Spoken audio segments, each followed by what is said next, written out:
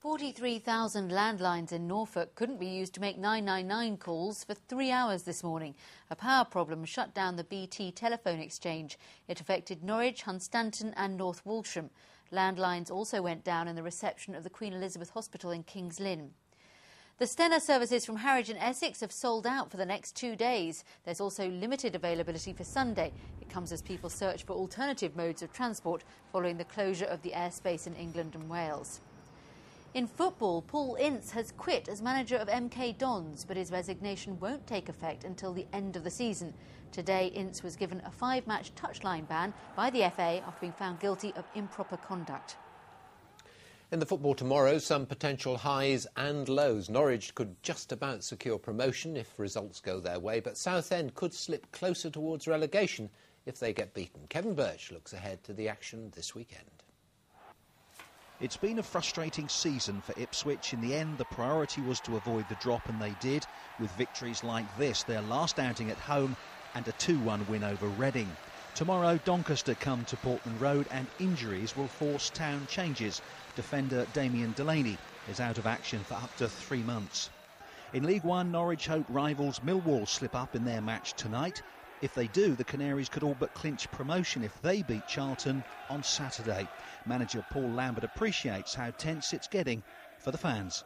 I know what they're feeling, but they've got to remember that the feeling they have now was totally different from the feeling they had a year ago when they were just about on the brink of relegation. So my advice to them would be enjoy it and get us over the line, and we'll do everything we can to get them there. Colchester have 4 games left if they're to gate-crash the League One playoffs, but with just 1 win from their last 10 matches, confidence could be key. They're away at Hartlepool. Tax-troubled Southend, who salvaged a draw midweek, take on Brighton at home, knowing they must win if they're to have any chance of staying up. While supporters are praying for a great escape, manager Steve Tilson knows that football is, if nothing else, unpredictable. You know, at this time of the season, there's always some funny results, so hopefully we can get 3 wins and go into Southampton last game of the season. It is, though, a mountain to climb. They remain 3rd from bottom and 5 points from safety. Kevin Birch, BBC Look East.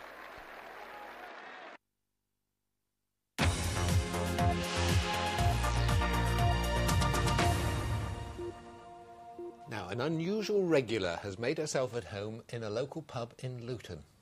She's a blackbird, and she's become something of a star in the process. When she set up her nest outside, the landlord, Stan Smith, decided to turn his new squatter into an attraction. With so many pubs closing in these difficult economic times, landlords have to get creative about attracting business. At the English Rose in Luton, a blackbird has taken over one of the pub's smoking shelters. Landlord Stan Smith has rigged one of his CCTV cameras to focus on the bird's activities, which are relayed live to the screen behind the bar. Obviously a discerning blackbird who likes its real ale, hence the reason why it's come and decided to nest here. But I think that it needs to really look at its calendar because it's a little bit too early for the beer festival in June. It's a Latin name. Is it? Turdus marula. The landlord's son has also been enterprising. He's charging for guided tours. It lives in gardens, hedgerows and woodland. Now having prices and having opening hours and putting up posters to know when they open. It's different times now, but now we're just open at 7 p.m. all week. The money will go to the RSPB. The way the nest all first came together and everything, just watching how they build it is fantastic. The eggs should hatch next week. The event is sure to be compulsive viewing. Marianne Missendar, BBC Look East, Luton. Little Scott is an entrepreneur in the making, isn't he? Like something out of Outnumbered, really. Yes, very, very much so. Let's get the weather.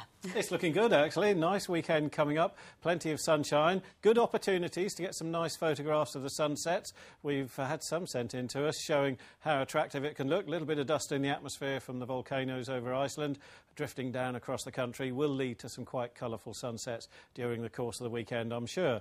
But for the shorter term, we have to consider what this ridge of high pressure means for tonight's weather. It is going to bring us light winds. It will bring us fairly clear skies. And although there is is some cloud to the north of us. This isn't the volcanic ash, by the way. These are just traditional run-of-the-mill weather fronts. The cloud that's over us is patchy cloud that's dissipating quite quickly now, so it's going to go away and leave us with a dry, clear night. In fact, it's going to be a cold night because light winds and clear skies just about over the whole region does mean temperatures falling very rapidly this evening. Patch or two of certainly a widespread ground frost and even a touch of air frost in places. So really chilly start to the day tomorrow under the high pressure, and that's the ridge there right across the south of the country. So it is going to stay with us and give us a fine day tomorrow, and very light winds. And with lots of sunshine in the morning, OK, you'll have to get up early to get the chilly weather if you like the low temperatures. But if you like a nice Saturday like the rest of us, then just give it time, it'll warm up. And by the afternoon, temperatures up to 15 or 16 Celsius. And with light southwesterly winds, even the folks around the coast where you've had this very cold onshore wind for what seems like a couple of 3 weeks or so, you're going to have a wind from the land. So even there, your temperature's going to be up to 15 or 16, touching 60 Fahrenheit. The outlook, well, for Sunday, the second half of the weekend, a weak cold front coming down from the north will bring a patch or two of cloud and the odd shower Sunday evening, but most of the weekend fine and dry. And except for Monday, when we could have a few showers left over here from that weather front, it's going to be a reasonably dry 5 days. Possibly a bit more cloud spreading up from the south on Wednesday. But these temperatures throughout here, if you're busy in the gardens, just bear in mind, this is all cool enough to give a touch of ground frost at night. And there's your weekend weather. Thank you very much, Jim. As our production assistant might say, that looks hokey-coke. Have a good weekend. Bye.